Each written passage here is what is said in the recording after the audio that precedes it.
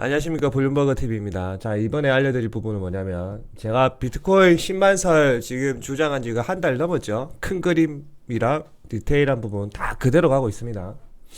하지만은 이 가상화폐 중에서 다 살아남는 게 아니라 대형주, 쉽게 말하면 주식을 따지면 대형주, 가상화폐를 따지면 대표적인 비트코인은 뭐 안 봐도 100% 살아남을 것 같고, 재수점이 이더리움까지는 살아남을 것 같아요. 나머지는 이제 구조조정이 될 거고.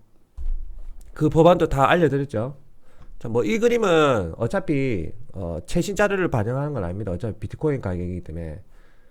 지금 제가 알려드린 대로 금융권이 합세하기 시작하면서 정고점을 벌써 뚫었어요. 지금 오늘 21년 3월 12일 오전 7시 37분 기준으로 비트가 57,737입니다. 이 가격을 뜨고 있고 정고점을 지금 뚫었어요. 지금 그건 뭡니까? 더 올라간다는 거죠. 6만원 금방 간다. 6만 비트 6만원 금방 간다. 이 소재가 또 있어요. 그게 뭐냐면 지금 세계적인 리서치 기관이 있습니다. 리서치 기관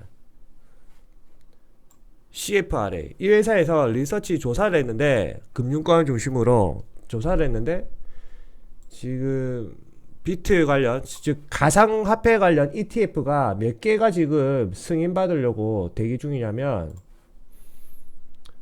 가상화폐 관련 ETF가 승인받으려고 지금 몇 개가 대기 중이냐? 9개입니다. 9개. ETF 종목이. 그럼 이게 왜 중요하냐면, 주식도 마찬가지게요. ETF나 ETN, ETW 끝에만 다르죠. 끝에만. 이곳으로 개인들의 투자금이 돈이 몰리면 결국에는 여기에 모인 돈이 다시 역으로 가상화폐에 투자되고, 그런 개념이에요. 주식도 마찬가지예요. 근데 여기에 모인 돈은 결국에는 개인이 돈을 넣는 간접 투자 방식이죠. ETF는 기관이 운영하는 개념이고, 이해가 되시죠? 결국에는 이 9개 중에 몇 개가 최종 승인이 떨어질지 모르겠지만, 이 승인 떨어지는 순간 비트는 바로 6만원 바로 그냥 그냥 쉽게 6만원은 바로 뚫어버립니다. 이 승인이 안 될까요? 100% 승인됩니다. 승인.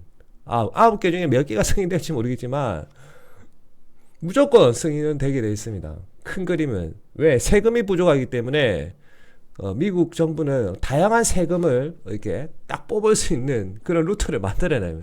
앞으로도 새로운 종목에 세금을 뜯을 수 있는 그런 종목을 만들겠죠. 그는 명확한 정책입니다. 안 봐도 뻔하고. 그럼 이 자금이 다시 이제 ETF로 수많은 간접 투자 방식의 자금이 몰리면, 기관은 이 ETF를 가지고 역으로 다시 비트코인에 투자를 하죠. 이 비트코인에 투자를 하면 그때부터 비트코인은 본격적인 랠리가 또 시작이 됩니다. 시작이 되면서 10만은 금방 찍는데, 제 생각에 비트코인 10만은 한 8월 달에, 원래 내년 1월으로 보고 있어요. 내년 1월 달에 예상했는데 8월경에 비트코인 10만은 완성되지 않을까 생각합니다. 왜 그러냐면, 제 방송을 계속 보시는 분은 아시겠지만 실제적으로 우선 제가 영상을 많이 안 올리고 있어요. 왜냐면 우리 오픈 채팅방 분만 이제 집중적으로 제가 알려드리고 있기 때문에, 공개적으로는 유튜브 상으로 뭐 핵심 정보는 안 올리고 있습니다.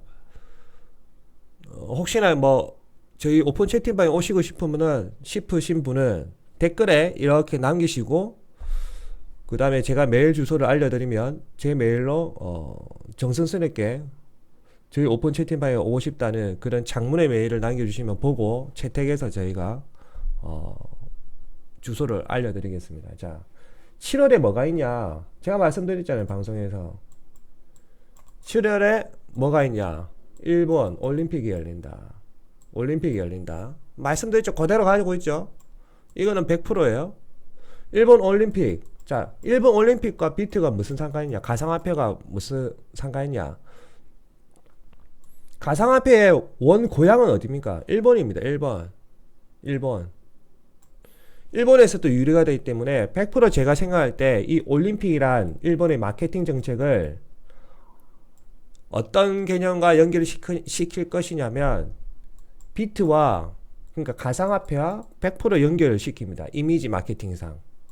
올림픽을 홍보할 때 이미지 마케팅상 이 가상화폐 개념과 100% 연결시킵니다. 100%. 저는 그렇게 생각합니다. 그래서 7월경에 올림픽이 열리고 아마 한 정확한 날짜는 모르겠지만 7월 중순 앞뒤로 이렇게 열리겠죠. 그러면 올림픽 기본 뭐 한 2주 정도 생각하고 올림픽 끝나고 나서도 국제적으로 미치는 파급 효과가 장난이 아니기 때문에 8월 한 중순까지는 그 비트가 이 올림픽 마케팅 영향으로 손쉽게 10만원 그냥 바로 찍어버리는 거죠. 손쉽게. 거기다가 엄청난 유동성도 같이 풀릴 거고. 그럼 어떤 분은 그러십니다. 그 비트코인 올림픽이 일본 올림픽이 열리는데 관중이 없는데 그렇게 사회적 파급 효과가 크냐? 아무래도 상대적으로 파급 효과는 작습니다. 그런데 우리가 생각할 때 이 가치란 개념, 올림픽이 열렸을 때 가치란 개념을 여러분들은 유형, 눈에 보이는 것만 생각하시지만 무형의 가치를 생각하셔야 돼요. 무형. 이 왜 중요하냐면 지금 미중 싸움으로 인해서 미국 같은 경우는 일부러 중동에다가 그리고 유럽에서 지금 그 러시아를 견제하기 위해서 군사 훈련도 다 마쳤단 말이에요. 3월 5일 날. 그 러시아 바로 앞에 모스크바 바로 앞에서. 그리고 지중해에도 지금 미국 함대가 떠 있습니다. 중동은 말할 필요도 없고 오히려 트럼프 때보다 더 많은 군사력이 움직이고 있는 걸 여러분도 다 아시겠죠. 제2의 십자군 원전 제가 분명히 말씀드렸어요. 그거 100% 터집니다. 100% 십자군 원전. 그런데 십자군 원전 1차는 어떻게 돼? 실패한다. 그것도 알려드렸고 그 올림픽 마케팅에서 유형적 가치는 상대적으로 많이 떨어져요. 왜? 관광객이 많이 줄어들 거니까. 우선 그렇지만 무형적 가치가 이게 어마어마합니다. 왜? 인플레가 일시적으로 안 일어납니다. 이게. 인플레가 일어나려면 핵심은 뭐다? 유가가 폭등해야 된다. 유가가 폭등하는 원인은 수요와 공급의 불일치도 있겠지만 지금 현재 유가가 폭등하는 거는 중동 정세의 불안정입니다. 중동 정세의 불안정. 거기다가 4월 달에 라마단 기간까지 있으니까 4월 달에는 유가가 얼마나 올라갈지 몰라요. 이 중동 정세를 안정화시킬 수가 있어요. 이 무형적 가치로. 왜? 올림픽 일어날 때 역사상 전쟁은 일어나지 않습니다. 휴전 상태로 돌입하지. 맞죠? 그건 엄연히 당연한 사실이에요. 이 무형적 가치가 엄청난 거예요. 유가가 안정적으로 되니까. 이 한 달 동안은 무조건 유가는 안정적으로 돌입합니다. 그 가격이 얼마인지는 모르겠지만 WTI 기준으로 무조건 유가는 60 이상 올라간 상황에서 60달러 이상 올라간 상황에서 안정적으로 이게 유가가 흐름을 보일 거예요. 그럴 수밖에 없어요. 역사가 그래요. 역사가. 아시겠죠? 그리고 이 유형적 가치 이 부분도 여러분이 생각한 것과 다르게 또 다른 사고도 할 수 있어요. 우선은 제가 생각하는 일본의 성향은 뭐냐? 일본은 엄청 약사 빠릅니다. 섬지방이기 때문에 살아남기 위해서 이 아부의 끝판왕을 달립니다. 아부의. 그래서 우선은 올림픽 연합회에다가 승인을 받습니다. 승인을 받아놓고 조건은 언택이죠. 쉽게 말하면 언택 개념으로 올림픽을 열겠다. 승인을 받아놓고 제가 장담하는데 여러분 6월달 그 코로나 바이러스 감염자 수는 늘어납니다. 이거는 맞아요. 인간이 망각하면서 마스크를 집어 던져버리기 때문에. 하지만 문제는 사람이 죽는다는 개념이 많이 사라져요. 인간의 면역력을 여러분은 무시할지 모르겠지만 엄청납니다. 인간의 면역력은. 온도와 밀접하게 연결이 되어 있어서 그렇지. 이 5월에서 6월의 이 온도와 습도 이런 거는 거의 완벽에 가깝습니다. 완벽에. 이때는 태풍도 안 와요. 웬만해서는 태풍이 안 와. 에? 그렇기 때문에 인간의 면역 시스템 자체가 극도화되고 그 다음에 무증상자라죠. 5월에서 6월 이때는 무증상자가 엄청나게 많아집니다. 엄청나게.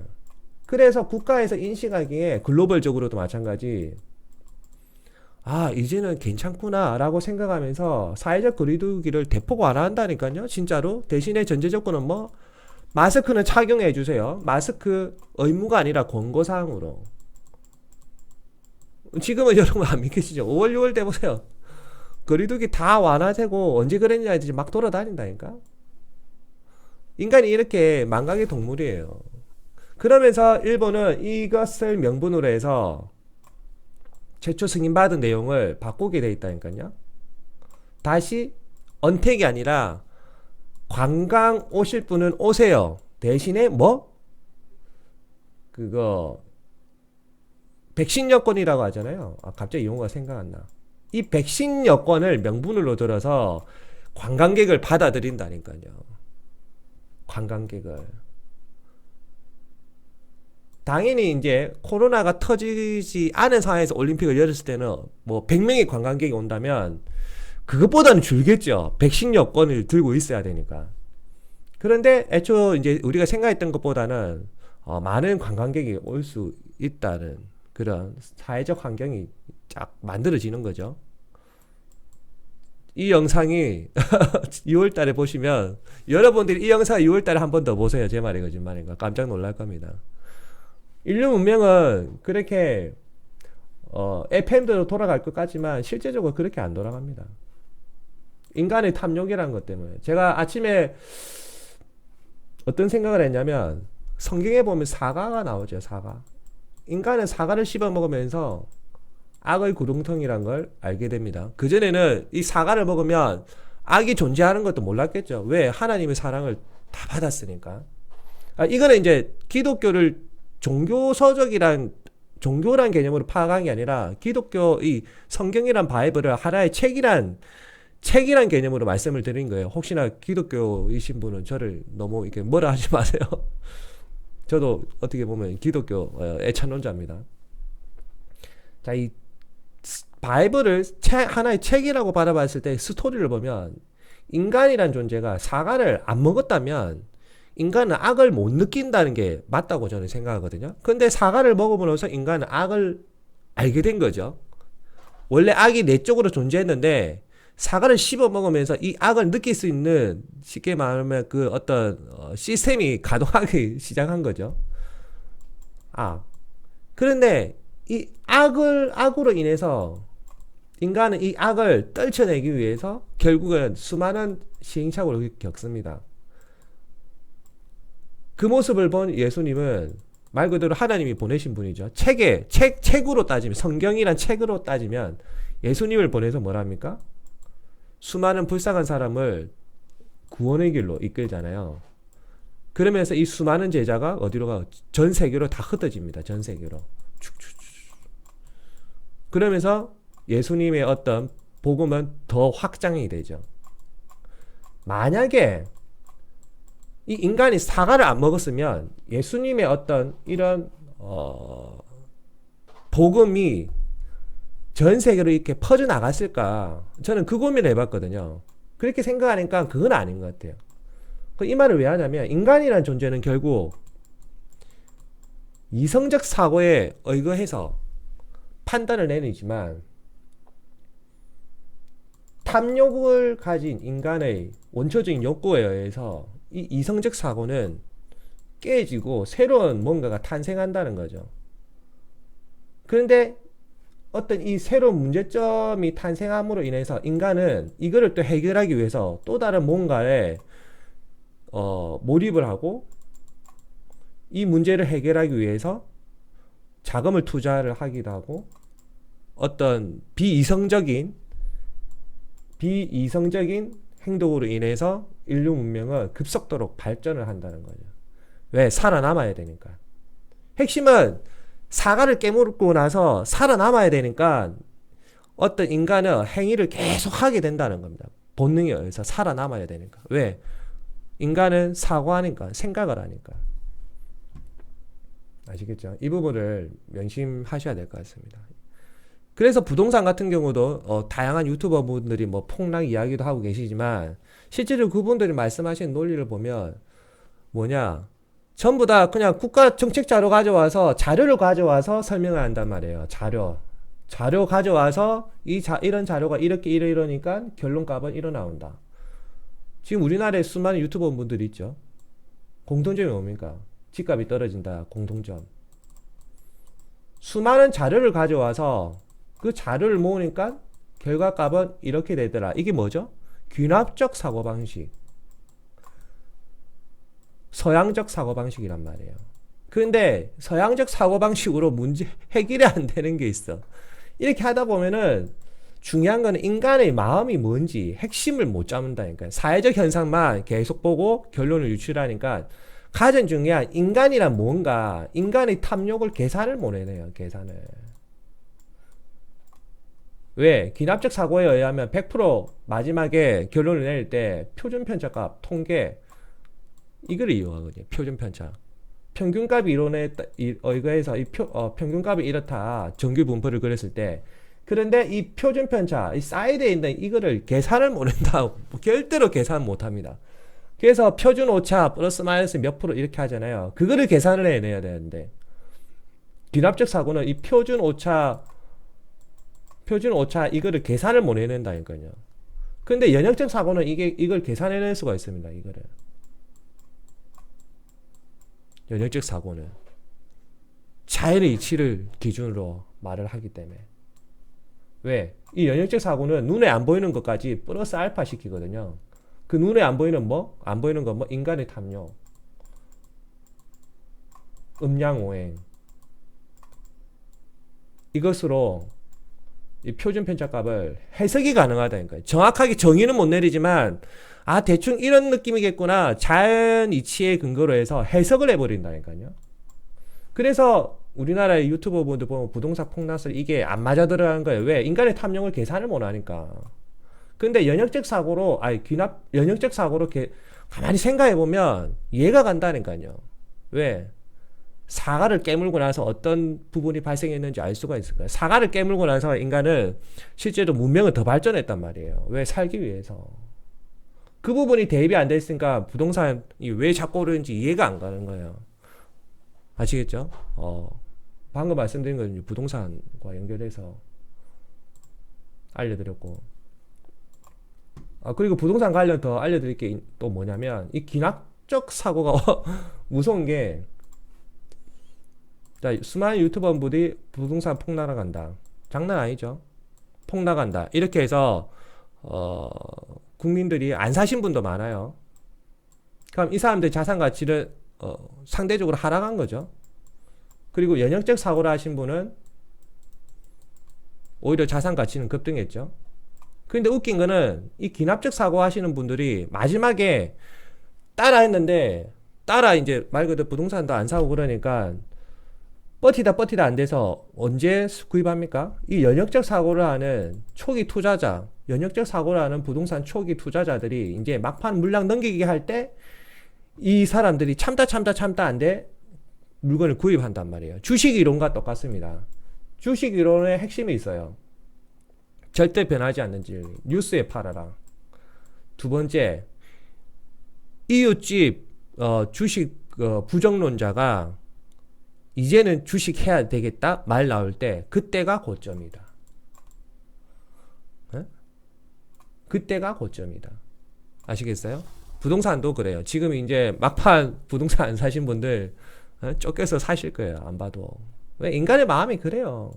탐욕, 인간의 탐욕이라는 게 그래. 근데 제가 계산한 거는 2024년까지 부동산은 한 20%에서 30%는 더 오른다고 생각합니다. 지금 풀린 1.9조 달러에다가 추가적으로 또 풀려요, 돈이. 여러분들이 모르지만 저는 정보가 장난이 아니기 때문에 1.9조 달러뿐만 아니라 또 풀려고 지금 바이든 행정부에서는 만지작 거리고 있단 말이에요. 그럼 이 돈이 풀리면 알려드렸잖아요. 그거 산술 방식. 미국에서 2조 달러가 풀리면 그냥 상식적으로 2조 곱하기 50배 한 100조 달러가 전 세계에 뿌려진다고 생각하시면 돼요. 이런 상황에서 집값이 안 오를까요? 집값 100% 오릅니다. 그러면 이 돈이 풀리면 누군가는 그러겠죠. 100조가 풀리는데 금리가 안 올라? 금리 오릅니다. 100% 오릅니다. 그런데 오르는 거를 브레이크 한다니까요. 뭘로? 일드캡. 일드캡으로 첫 번째 브레이크하고 두 번째 일본이 채권 매입을 합니다. 유럽도 마찬가지. 그렇게 해서 금리는 안정적입니다. 안정적. 국가에서 국채 이자율은 안정적으로 유지가 됩니다. 안정적으로. 언제까지? 8월까지. 8월까지. 이건 100%입니다. 100%. 근데 8월 이후로는 이제 본격적으로 나쁜 현상이 나타나겠죠. 8월까지는 안정적으로 쭉 갑니다. 제 말 거짓말 같죠? 과거 역사가 그랬습니다. 과거 역사가. 아시겠죠? 참고하실 분만 참고하시고 엄연히 이거는 뭐 제 개인 의견입니다. 네, 감사합니다.